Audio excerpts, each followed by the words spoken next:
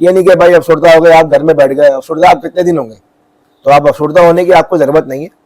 आप क्रिकेट खेलते रहे, जब तक आपके अंदर हिम्मत है, ताकत है, क्रिकेट खेलें।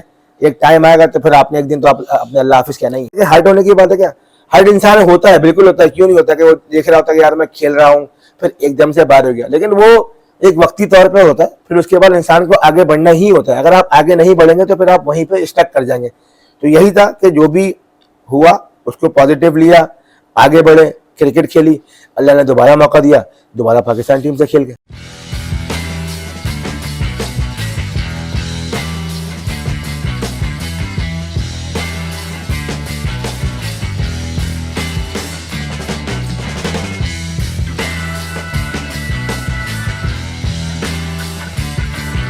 आज मेरे साथ एक ऐसे खिलाड़ी, एक ऐसे क्रिकेटर मौजूद हैं जो अपना तारुफ खुद आप हैं। क्या मैं उनकी बात करूं, क्या तारुफ करवाऊं, वो अपना तारुफ खुद हैं। Sarfaraz, the one and the only Sarfaraz. Sarfaraz, बहुत शुक्रिया आपका मेरे इस यूट्यूब चैनल के लिए आपसे बात कर रहा हूं मैं। बहुत शुक्रिया, आपने वक्त दिया।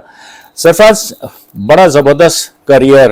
पहले हम बात करते हैं PSL की, उसके बाद फिर इंटरनेशनल क्रिकेट पे आएंगे।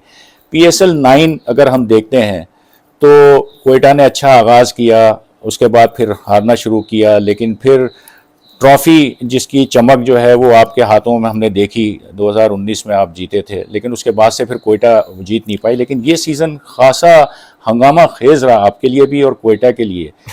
कप्तानी भी गई और फिर जो है वो कुछ मैच जो है वो खेले, उसके बाद बाहर बेंच पे बैठे रहे।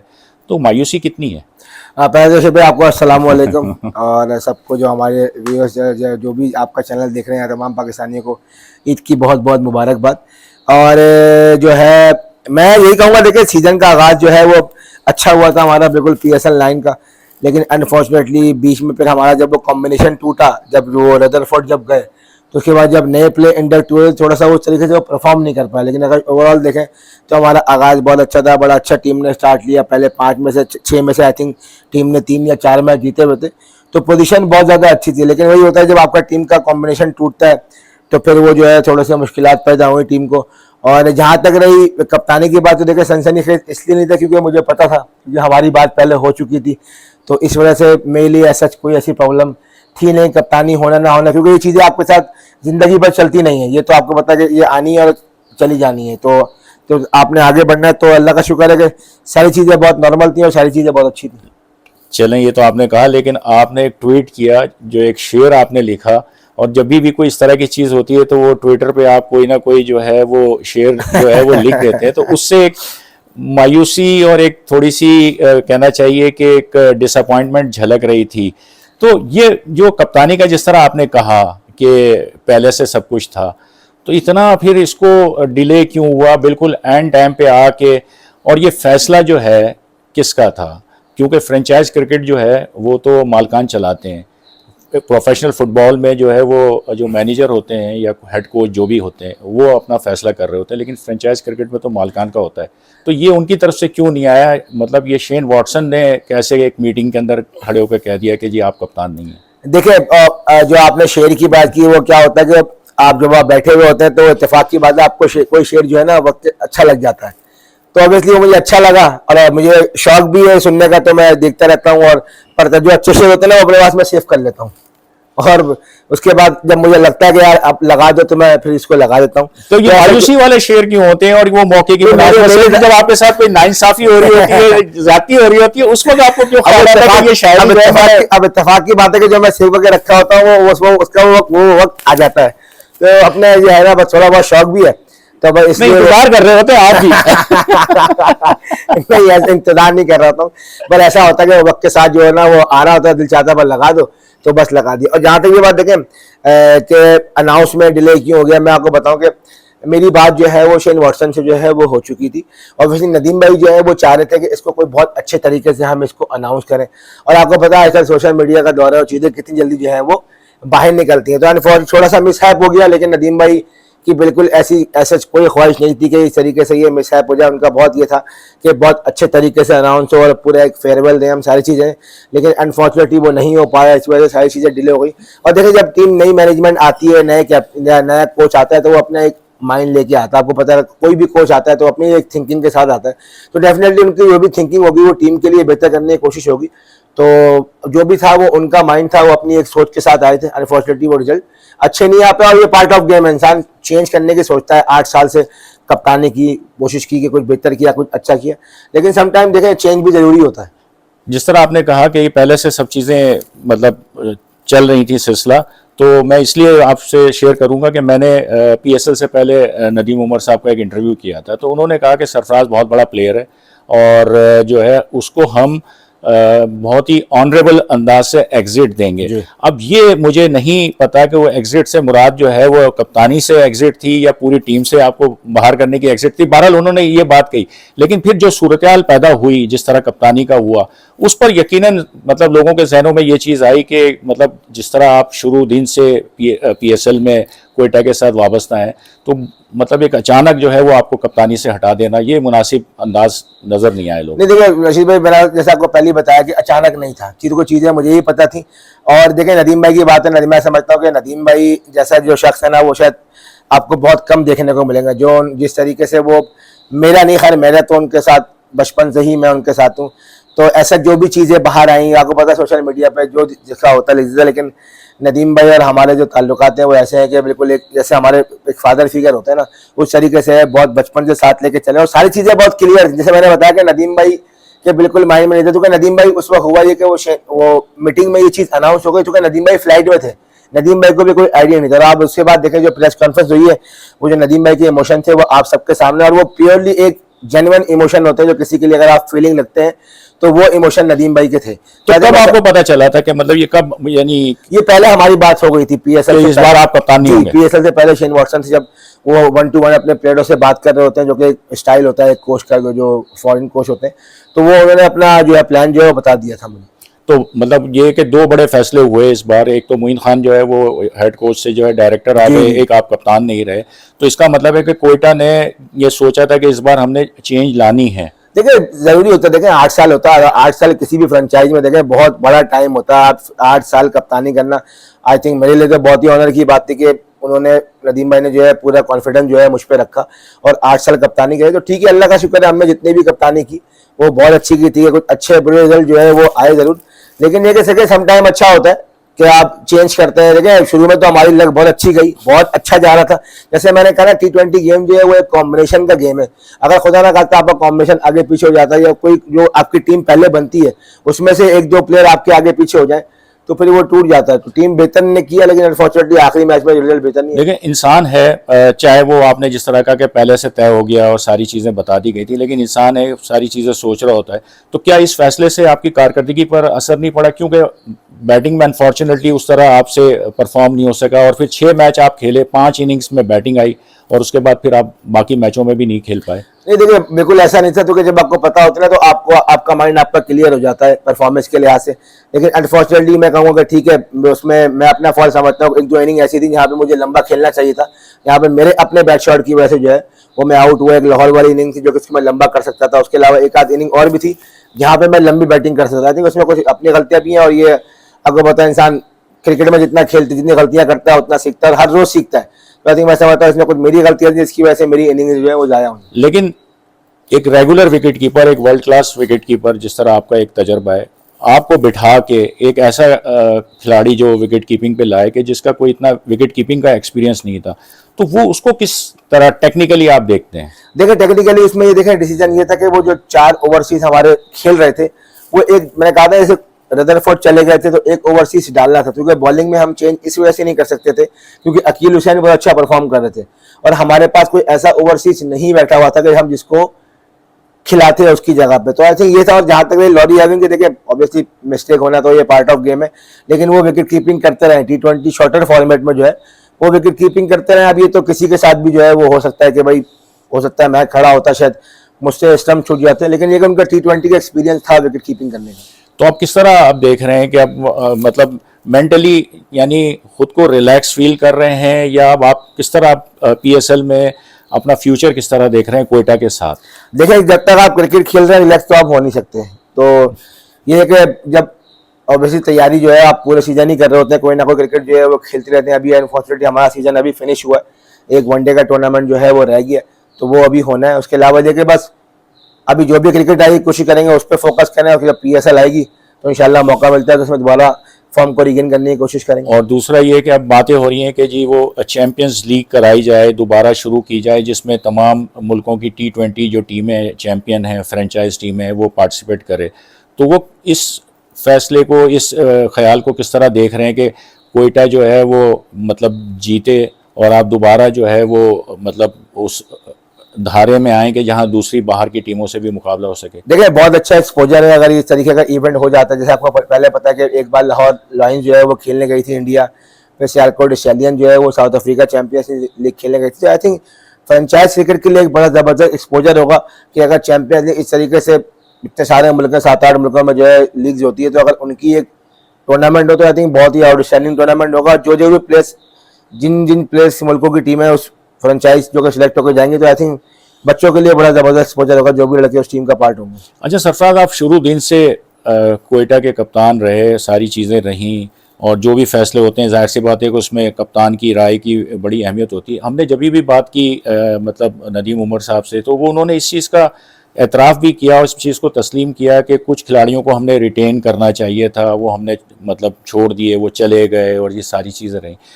तो जैसे सऊद शकील है, मतलब सऊद शकील ने भी एक कोई ट्वीट किया या इस तरह की चीज़ें रहीं कि 33 मतलब वो 33 मैच जो है वो बेंच पे भी बैठे रहे, और ये सारी चीज़ें रहीं।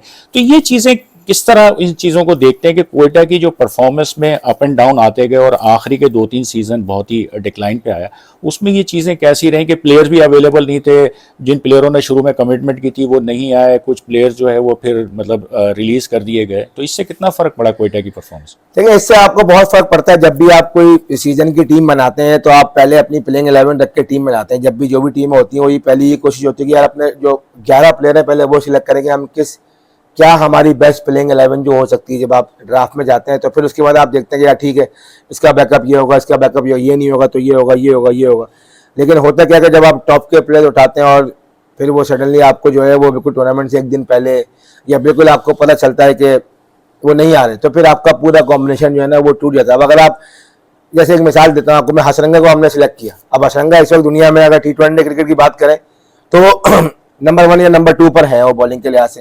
तो अगर आप उनकी रिप्लेसमेंट ढूंढने जाएंगे तो आपको बखैर उन जैसा नहीं मिलेगा, तो फिर बहुत मुश्किल हो जाता है कि आप जिस बंदे को रख के टीम बनाते हैं तो फिर आप उसकी रिप्लेसमेंट बंदा जो है वो ढूंढे। तो आई थिंक ये सारी चीज़ें जो हैं वो रही हैं। जहाँ तक रिटेन करने की बात तो लेकर रिटेन में भी काफ़ी चीज़ें ऐसी हो जाती हैं कि एक ही कैटेगरी में आपके 4-5 प्लेयर आ जाते हैं और आपको 4-5 में से आपको 3-4 ऐसे होते हैं जो आपको रिटेन करने ही होते हैं। कुछ को आप नीचे करते हैं, कुछ से बात कर लेते हैं, कुछ मान जाते हैं, कुछ बोलते हैं यार ठीक है हम इस कैटेगरी में खेल लेंगे, कुछ बोलते हैं हम इस कैटेगरी में खेल लेंगे। तो मेरे को पता है कि वो कैटेगरी वाला जो है वो एम्बेसडर और वो जो भी उसका रूल है वो तो जो फ्रेंचाइज के हैं वो उनको पता होता है कि भाई किस तरीके से किस प्लेयर को नीचे करना है। तो वो बड़ा मुश्किल होता है कि आपने किसको छोड़ना है, किसको रिटेन करना है। तो सम टाइम जो है ना वो कुछ ऐसे प्लेयर आपके पास चले जाते हैं जिनको आपको नहीं छोड़ना जाता। तो हमारे साथ भी ऐसा हुआ। आपकी राय को कितनी अहमियत दी जाती रही एज ए कैप्टन? देखिए बिल्कुल दी जाती है, और हमारे यहाँ जो है सबका एक मुत्तफिका फैसला होता है। हमारे यहाँ कोई ये नहीं होता कि बिल्कुल एक वन मैन शो हो जाता है। सम टाइम ऐसा होता है कोई प्लेयर चाहिए होता है, सब बोलते हैं यार इसको लेना है, वो लेना है बिल्कुल। लेकिन ये होता है कि हमारे यहाँ ये होता है कि सबकी मिलकर जो है वो राय जो होती है, 3-4 लोग होते हैं, जैसे मोइन भाई थे, नबील थे, आजम भाई हैं और नदीम भाई हैं। तो ये लोग होते हैं जो भी क्रिकेटिंग फैसले हम लोग जो है ना सब मिलकर करते हैं। तो कुछ चीज़ें ऐसी थी, फिर हमारा बीच में कॉम्बिनेशन में टूटा, कॉम्बिनेशन बहुत टूटा। रॉय आए, रॉय बीच में चले गए। फिर जो है उसके अलावा कुछ प्लेयर कोविड के दौरान ऐसा हुआ कि वो आए डायरेक्ट मैच खेले, ठीक है। फिर एक सीजन ऐसा हुआ हमारे 2 प्लेयरों को कंकशन हो गया, इसमें एंडी रसल थे, वो एक मैच खेले, कंकशन हो गया। फैफ डु प्लेसिस अच्छा खेल रहे थे, उनको टक्कर हुई हसन के साथ, वो चले गए। लेकिन ये कोई रीजन नहीं है कि मैं कहूँगी जो आपको 4 साल की परफॉर्मेंस आप इससे कवर कर लेंगे। लेकिन ये कि सारे जो है ना वो होता रहा जिसकी वजह से हमारी परफॉर्मेंस अच्छी नहीं आती रही। और जहाँ तक ये बात सऊद शकील की, देखें अब यदि इंसान है, इंसान गलती करता है तो अब इसी वो डिसाइडेड जरूर होगा। जाहिर सी बात है 3 सीजन हो गए, मैचेस खेलने का मौका नहीं मिला, तो अब जब इंसान डिसाइड होता है तो 10 थॉट नेगेटिव थॉट जो है वो आपके दिमाग में आती हैं। तो वो उसने कर दिया, ठीक है, छोटा था, गलती हुई, उससे उसने अपनी चीज़ को एक्सेप्ट किया और आगे बढ़ा, उसको मौका मिला और उसने परफॉर्म किया। तो छोटे शकील की अब जो इस वक्त परफॉर्मेंस चल रही है उसको किस तरह देख रहे हैं, किस तरह आप देख रहे हैं कि आप इंटरनेशनल क्रिकेट में भी आ गए और सारी चीज़ें रही हैं? देखिए, इंटरनेशनल क्रिकेट में तो ऑब्वियसली उन्होंने आना था, जिस तरीके से माशाल्लाह उनकी परफॉर्मेंस चल रही थी, और टेस्ट क्रिकेट में आए, बड़ा ज़बरदस्त परफॉर्म किया, फिर पाकिस्तान की ओडीआई की टीम में आए, वर्ल्ड कप में भी उनकी बड़ी अच्छी परफॉर्मेंस रही, फिर के बाद T20 क्रिकेट खेले, वहाँ भी टॉप 5 में फिनिश किया। तो देखिए, प्लेयर्स में कैपेबिलिटी तो है उनके अंदर और बहुत ही टैलेंटेड है, और अब तो छोटे शकील नहीं है, छोटे डॉन है वो। तो छोटे डॉन वाली उन्होंने बड़ी ज़बरदस्त परफॉर्मेंस की है इस PSL में।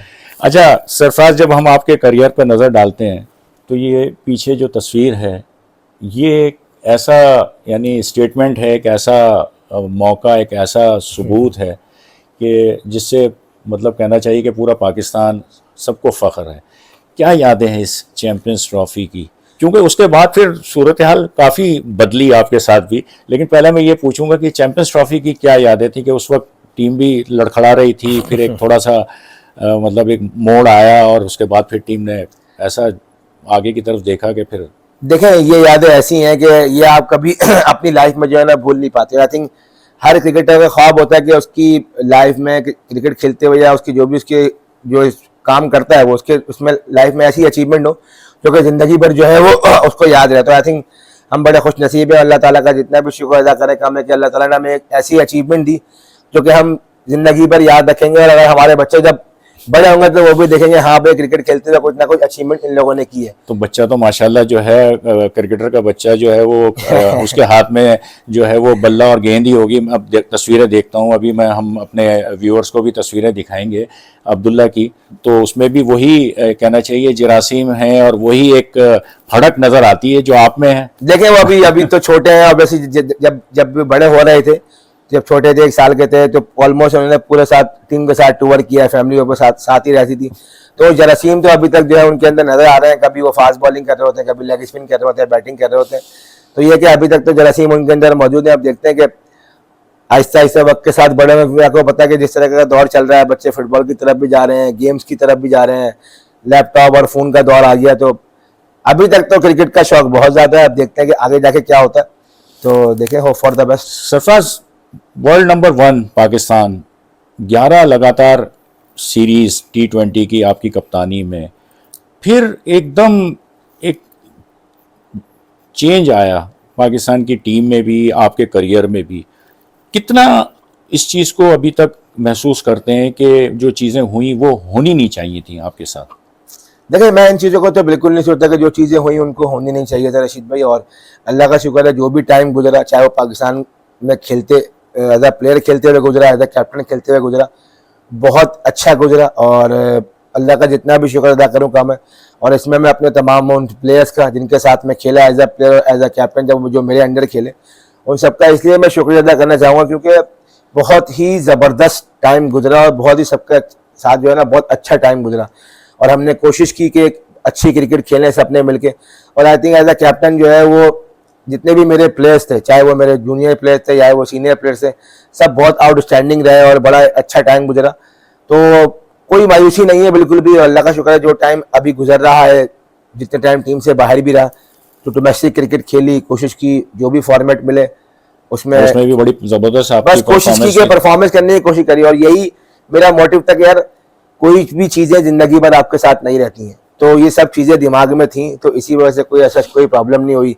जाके टीम से ड्रॉप भी हुए या बाहर भी हुए तो जाके डोमेस्टिक क्रिकेट खेली खामोशी से, और यही सारी ज़िंदगी भर सीखा है। और क्योंकि एक्सपीरियंस इसलिए रह गया था क्योंकि मैंने 2007 में पाकिस्तान टीम को ज्वाइन किया पहली बार, तो सब पाकिस्तान टीम में बड़े टॉप के प्लेयर्स थे जो कि अब नहीं रहे। तो आई थिंक उन लोगों से देख के बहुत कुछ सीखा कि भाई हर प्लेयर ने आना है और एक अपना टाइम गुजार के जाना है। तो ये अगर हम आपकी बात को इस तरह हम देखें कि मतलब आप जो है मायूस नहीं हुए हैं लेकिन हर्ट हुए हैं कुछ चीज़ों से, अगर हम इस तरह देखें कि मतलब तकलीफ ज़रूर पहुंची है लेकिन मायूस नहीं हुए, फ्रस्ट्रेशन उस तरह नहीं हुई कि बस आपने गिव अप कर दिया है, वो उस तरह नहीं हुई, लेकिन हर्ट हुए आप। देखिए रशीद भाई, ये तो हर क्रिकेटर के साथ उसकी लाइफ में चलता है। जैसे मैंने पहले बताया कि ये तो क्योंकि मैं जब बहुत छोटा था 19 साल का था तो टीम में आ गया था, तो मैंने देखा, मैंने यूनुस भाई के साथ भी ड्रेसिंग रूम शेयर किया, मैंने यूसुफ भाई के साथ जो है वो मेरी कप्तानी में उनकी कप्तानी मेरा टेस्ट डेब्यू हुआ था, फिर शुएब मलिक मेरे कैप्टन थे, फिर मिसबा भाई कैप्टन थे, फिर हफीज भाई रहे, फिर शाहिद भाई रहे, फिर अजहर अली है। तो इन लोगों के साथ मैंने ड्रेसिंग रूम शेयर किया है, तो ऐसे ही मैंने देखा है कि इन लोगों का कैरियर जो है किस तरीके से बहुत एक्स्ट्रा ऑर्डिनरी टाइम में गुजारा, फिर उन्होंने थोड़ा सा मुश्किल टाइम भी गुजारा, फिर मुश्किल टाइम के बाद निकले भी। तो आई थिंक ये सारी चीजें थी जो कि मेरे कैरियर में मैंने देख ली थी कि यार अपना टाइम कैसे गुजारना है। जहां तक भी देखे हार्ट होने की बात है, क्या हर इंसान होता है, बिल्कुल होता है, क्यों नहीं होता कि वो देख रहा होता है कि यार मैं खेल रहा हूँ फिर एकदम से बाहर हो गया, लेकिन वो एक वक्ती तौर पे होता है, फिर उसके बाद इंसान को आगे बढ़ना ही होता है। अगर आप आगे नहीं बढ़ेंगे तो फिर आप वहीं पे स्टक कर जाएंगे। तो यही था कि जो भी हुआ उसको पॉजिटिव लिया, आगे बढ़े, क्रिकेट खेली, अल्लाह ने दोबारा मौका दिया, दोबारा पाकिस्तान टीम से खेल गए। एक तस्वीर जो है वो बड़ी वायरल हुई और बड़ी यानी कहना मैं इस तरह कहूँगा कि वो पाकिस्तान की क्रिकेट की हिस्ट्री की एक बड़ी यानी अहम तस्वीर है कि जिसमें आप एहसान मानी साहब के साथ बैठे हैं और उनका एक स्टेटमेंट था कि सरफराज हमारे कप्तान हैं और कप्तान रहेंगे, लेकिन उसके बाद फिर आप कप्तान नहीं रहे। तो ये चीज़ तो मतलब तकलीफ दे तो होती है कि इस तरह की सिचुएशन हुई कि भाई मतलब आपको पाकिस्तान क्रिकेट बोर्ड जो है यकीन दिला रहा है और पूरी एक फोर्सफुली यानी ताकत के साथ वो यकीन दिला रहा है और उसके बाद फिर सूरत हाल बिल्कुल चेंज हो गई। लेकिन जैसे मैंने पहले कहा कि तो देखिए सारी चीजें वक्त के साथ चलती हैं। ऑब्वियसली उन्होंने कहा, बिल्कुल कहा था एहसान मानी साहब ने, वर्ल्ड कप से आई थिंक पहले की बात है, जब हम वर्ल्ड कप खेलने जा रहे थे या उससे पहले की बात है। तो देखिए अब जाहिर सी बात है चेंज हो जाती है, परसेप्शन चेंज हो जाता है। जब आप वर्ल्ड कप खेल के आते हैं, टीम नहीं जीत पाती है और टीम की परफॉर्मेंस अच्छी नहीं होती है और आपकी परफॉर्मेंस भी अच्छी नहीं होती है, तो फिर आपको चेंज करना पड़ता है। तो उन्होंने वक्त के साथ जो उस वक्त उनको बेहतर लगा उस वक्त उन्होंने वो बात की। फिर जब हालात चेंज हुए, थोड़ी सी परफॉर्मेंस अच्छी नहीं हुई, तो उन्होंने फिर उस चीज़ को चेंज कर लेकिन दिया। लोग तो कहते हैं कि वो फैसला जो है वो आपको कप्तानी से उस वक्त हटाने का फैसला जो है वो क्रिकेट बोर्ड का नहीं था, वो ऊपर से कहीं से बहुत ही आला तरीन शख्सियत जो है, अब आपकी जो मुस्कुराहट बता रही है कि शायद वो आला तरीन शख्सियत जो है वो आपसे इसलिए नाराज हो गई कि वो टॉस वगैरह का कोई मामला था कि पहले बैटिंग करनी है या फील्डिंग करनी है, वर्ल्ड कप का जो इंडिया पाकिस्तान का मैच था। तो क्या इसमें कितनी सदाकत है? ये मत कहिएगा कि ये भी सोशल मीडिया की इख्तरा है या देखिए अब ये तो रशीद भाई अब आपने बताया है मैं इस पर यही कह सकता हूँ कि अगर आपने बताया था तो सकता सही बताया, लेकिन इस पर हमारी कोई ऐसी इंफॉर्मेशन है नहीं ऐसी। आप समझते हैं कि आपका जो करियर का जो एक टर्निंग पॉइंट जो था मतलब वो श्रीलंका की होम सीरीज थी, T20 सीरीज थी कि जिसमें पाकिस्तान हारा और फिर वो सारा नज़ला जो है वो आप पर ही गिरा। मतलब जिस तरह कुछ प्लेयरों को, दो एक प्लेयरों को जो है वो टीम में लाया गया और वो बहुत ही हैरानकुन फैसले भी थे। तो समझते हैं कि उस सीरीज के बाद ही फिर जो है सिचुएशन चेंज हुई आपके लिए? देखिए मैं ये तो नहीं कहूँगा कि दो प्लेयर आए, देखे जो भी प्लेयर आए थे वो अपनी परफॉर्मेंस करके आए थे। जहां भी डोमेस्टिक खेला उन्होंने PSL खेला। और देखे ऑब्वियसली वैसे भाई मैं चाहता हूँ कि वो जो चीज़ गुजर गई ना वो गुजर गई, मैं उनके बारे में डिस्कस करना ही नहीं चाहता कि भाई आपको दोबारा उन चीज़ों को याद करें कि जो हो गया पास में हो गया। ठीक है वो सीरीज हारे, उसमें गलतियाँ थी और सबने मिलकर गलतियाँ करी। ऑब्वियसली मेरी एज ए कैप्टन परफॉर्मेंस जो है वो एज ए कैप्टन भी अच्छी नहीं रही, एज ए बैट्समैन भी अच्छी नहीं रही। तो जब आपकी परफॉर्मेंस नहीं होती तो फिर आप वो किसी ना किसी दिन टीम से बाहर होना है। तो आई थिंक वो टाइम था कि जब टीम से बाहर हुए, तो वैसे मैंने कहा कोई बात नहीं बाहर होगा, और ये बाहर होना कोई ऐसी बड़ी बात नहीं होती। तो आपने उस चीज़ से सीखना है, डिसाइड नहीं होना है, जाए डोमेस्टिक में दोबारा परफॉर्म करें और परफॉर्म करते रहे। अगर आपने क्रिकेट खेलनी है, मैं तो किसी भी क्रिकेटर को, या जो हमारे यंग लड़के भी आ रहे हैं, मैं इनके साथ में खेलता भी हूँ, मैं इनको यही बात कहता हूँ, देखो अगर आपने इस प्रोफेशन को चूज कर लिया है ना, तो भाई फिर इस प्रोफेशन के अंदर ही रहना है, इस प्रोफेशन से बाहर नहीं जाना है। अगर आपने बाहर चले जाना है तो फिर आपने दूसरों को मौका दे दो, आप नहीं खेलेंगे तो कोई और खेलेगा। तो प्लेयर्स तो बहुत हैं, अगर आप तो ये बाहर होना, अंदर बाहर होना, टीम से बाहर होना, बाहर जाना, टीम में लाने की गारंटी किसी की नहीं है, लेकिन इस चीज की गारंटी जरूर है कि आप कितना हार्डवर्क करते हैं, तो वो आपको पे ऑफ जरूर होगा आपकी गेम में। तो मैंने यही चीजें अपने दिमाग में डाली थी और यही किया। T20 सीरीज से बाहर हुआ, जब वहां टीम से ड्रॉप हुआ, मगर ड्रॉप तो बाद में हुआ था, वहां से सीधा आपको अंदाजा हो जाता कि यार अब मामला जो है वो गड़बड़ है। तो ऑब्वियसली वहां पर डोमेस्टिक टूर्नामेंट चल रहा था, सीधा फैसलाबाद गया, फैसलाबाद में डोमेस्टिक का T20 टूर्नामेंट खेला और वहीं से आगे 4 डे का गैप आया हुआ था और वहीं से 4 डे क्रिकेट खेलना स्टार्ट कर दी। तो क्रिकेट में गैप नहीं लिया, ये नहीं कि भाई अफसरदा हो गए आप घर में बैठ गए, अफसरदा आप कितने दिन होंगे, तो आप अफसरदा होने की आपको जरूरत नहीं है। आप क्रिकेट खेलते रहे, जब तक आपके अंदर हिम्मत है, ताकत है, क्रिकेट खेलें। एक टाइम आएगा तो फिर आपने एक दिन तो आप अपने अल्लाह हाफिज कहना ही। अभी बीच में राशिद ने भी आपकी एक तस्वीर लगाई और ट्वीट किया स्ट्रीट फाइटर और गिव अप नहीं करना और ये सारी चीज़ें, तो इसका अंदाज़ा तो सबको है कि आप कितने मतलब आप में अंदर एक वलवला और यानी गिव अप ना करने की एक अल्लाह ताला ने आपको एक सलाहियत दी है कि आपने एक फाइटिंग स्पिरिट आपके अंदर मौजूद है। बस देखें बचपन से गली क्रिकेट में खेलते चले आए हैं, ये हमारी गली है, इसी में खेला, फिर ये गौसे आजम ग्राउंड है, फिर केसीसी ग्राउंड है, तो बस लगे हुए वो फाइटिंग स्पिरिट है। और बस इंशाल्लाह कोशिश करेंगे इसको जारी रखें और जितना अरसा आप लंबा खींच सकते हैं उतना लंबा। और जो है ये प्याला होटल पे जाके चाय भी पीना और जो है अंडे पराठे भी खाना, ये भी बड़ा ज़बरदस्त एक बस ये पूरे रमजान जो है वो यही चला है, कैफे प्याला की चाय चली है, कभी कभी जब पराठा खाने का मूड हुआ तो वो भाई को भेजा तो पराठा भी आ गया।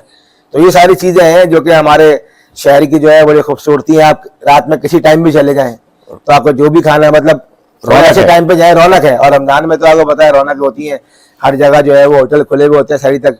तो ये हमारे शहर की खूबसूरती है और जब भी आपको कुछ खाना होता है आप खाएं। अच्छा सरफराज, जो न्यूजीलैंड की जो होम सीरीज थी जिसमें आप वापस टीम में आए, वो आपके लिए कितनी यानी जहनी तौर पर कितने अपने आप को स्ट्रांग और कितने आप वो समझ रहे थे कि ये एक सीरीज है कि जो मतलब मैंने परफॉर्म करना है तो फिर दोबारा जो है ना बस मैंने टीम में जगह बनानी है। और वो ऐसी है कि 4 इनिंग्स हैं उसमें, सेंचुरी और फिर 3 50 और वो भी बड़े लाजवाब इनिंग्स चारों की चारों। देखिए जब आपका बहुत टाइम बाद कमबैक हो रहा होता है ना, तो कमबैक वो ऐसे ही होता है, वो डेब्यू की तरह ही होता है, क्योंकि वो आपकी जो फीलिंग्स होती है ना वो वैसी, ऑब्वियसली आपको आइडिया तो होता है इंटरनेशनल क्रिकेट, लेकिन जो आपका प्रेशर होता है ना वो बिल्कुल ऐसे ही होता है कि आप जैसे पहली बार जो है ना वो आप जो है ना दोबारा खेलने के लिए जा रहे हैं। तो मेरी भी बिल्कुल वैसी ही फीलिंग थी। ऑब्वियसली मैं टीम का पार्ट जरूर था टेस्ट क्रिकेट में, लेकिन आप बाहर से बैठ के देखना और अंदर खेलने में जमीन आसमान का फर्क है। क्योंकि वो जो प्रेशर जब आप देखते हैं कि आपके सामने जो है वो एक दूसरी टीम का बॉलर है, सामने अंपायर खड़ा हुआ है, इतने सारे कैमरे हैं, क्राउड जो है वो आपको देखने आया हुआ है, लोगों की एक्सपेक्टेशन है आपके साथ, तो वो जो प्रेशर है, वो जो नर्व्स होते हैं ना वो बिल्कुल थी। और पहली इनिंग में तो 100% थी, क्योंकि मेरी बैटिंग जो है बिल्कुल 1 ओवर पहले ही आई थी। तो वो भी मेरे साथ खेल रहा था और वो बॉलिंग कर रहा था इस स्टूडी, तो मैं नॉन स्ट्राइकर एंड पर था लास्ट ओवर से पहले। तो बॉबी ने पहला बॉल खेला और फिर दूसरी बॉल पे शायद उसने मुझे सिंगल दिया, तो उससे 1 बॉल पहले उसने मुझे बोला कि सॉरी हाँ, जब मैं आया तो जब मैंने पहला बॉल खेला तो उसने शायद मुझे गुगली किया, तो मैंने ऐसे करके यूं करके ऐसे खेला तो वो चौका हो गया। तो बॉबी ने मुझसे पूछा सही में गुगली था, रीड हुआ था? तो मैं इतना प्रेशर में था कि मैंने बोला हाँ हाँ हाँ रीड हुआ था। तो वो जो नर्व्स होते हैं ना वो बहुत ज्यादा होते हैं, क्योंकि फिर वो 3-4 बॉलें मैंने खेली, वापस गया तो वो जो थे 2-3 लड़के मेरे साथ बैठे हुए थे उस वक्त, तो मैंने उनको बताया कि यार ये दिल जो है ना बहुत तेज तेज धड़क रहा है यार, पता नहीं क्यों जल्दी से मैच, क्योंकि वो आपको होती है, वो हर किसी के साथ होता है, शायद मेरा नहीं है, वो जो भी लड़का खेल रहा होगा या बहुत टाइम बाद कमबैक करेगा वो चीज आपके साथ चलती है और ये एक नेचुरल है। तो बस वो चीज थी, अल्लाह का शुक्र है, अल्लाह ताला ने उसमें से निकाला और फिर परफॉर्मेंस हुई। तो बस अल्लाह ताला का जितना भी शुक्र अदा करें कि मेरा ड्रीम कमबैक हुआ था। और उसमें जो सबसे ज्यादा खुशी हुई थी वो उसमें जो हमारे पाकिस्तान के जो बहुत बड़े लेजेंड है, जिसमें आसिफ इकबाल साहब और जहीर अब्बास साहब, उनका जब मुझे मैसेज आया तो मुझे लगा कि यार कुछ किया है भाई, कुछ किया है आपने, तभी आपको जो है ना वो इतने पाकिस्तान के टॉप खिलाड़ियों का आपको मैसेज आया। तो क्योंकि आसिफ इकबाल साहब से तो मेरी सलाम दुआ रहती है, क्योंकि 2018 में मैं उनसे इंग्लैंड में जब मिला था पहले दिन यासिर अरफात के घर पे, तो उनसे मेरी बहुत अच्छी सलाम दुआ है। तो अक्सर मेरी उनसे जो है फोन पे बात होती रहती है, मैसेज वगैरह पे बात होती रहती है। तो जब उनका मैसेज मुझे आया तो मुझे बहुत ज्यादा खुशी हुई, क्योंकि फिर आपको लगा कि भाई अगर आप पाकिस्तान के इतने बड़े प्लेयर और इतने बड़े कप्तान आपको देख रहे हैं तो इसका मतलब आपने थोड़ा बहुत तो कुछ ना कुछ किया ही होगा, तभी आपको उनका बहुत कुछ किया आपने। तो जहीर भाई का जब मैसेज आया, आसिफ इकबाल साहब का मैसेज आया, तो बहुत ज्यादा खुशी हुई। आखिरी एक सवाल कि इस वक्त जो पाकिस्तान की टीम की जो मतलब कहना चाहिए शक्ल इस वक्त बनी हुई है टेस्ट टीम की खास तौर पर, उसमें किस तरह आप देखते हैं कि अपनी जगह को किस तरह बनाना है, किस तरह अपने करियर को आगे करना है, क्योंकि चैलेंजिंग सिचुएशन है, रिजवान है, फिर आपके हारिस मौजूद है, हसीबुल्ला को मतलब जिस तरह ऊपर आ रहे हैं, तो ये इस तमाम चीज़ों को देखते हुए किस तरह आप देखते हैं? देखिए बहुत अच्छा होता है जब आपके पास ना कंपटीशन हो, कंपटीशन जब होता है तो आपको तभी ही मजा आता है क्रिकेट खेलने का। और हमने इसी तरीके से क्रिकेट खेलने की, कंपटीशन जब रहता है तो आप कभी भी आप रिलैक्स नहीं होते। तो मैंने ऐसे पहले कहा कि आप जो भी क्रिकेट आएगी उसमें कोशिश करेंगे परफॉर्म करें, और जब भी दोबारा पाकिस्तान टीम के लिए मौका मिले तो उसमें अच्छा करने की कोशिश करें। सरफराज बहुत शुक्रिया, आपने टाइम दिया, बड़ा अच्छा लगा आपसे बात करके। हमेशा अच्छा ही लगता है आपसे बात करके, लेकिन बहुत बहुत खुशी हुई। Thank you very much. बहुत शुक्रिया, थैंक यू।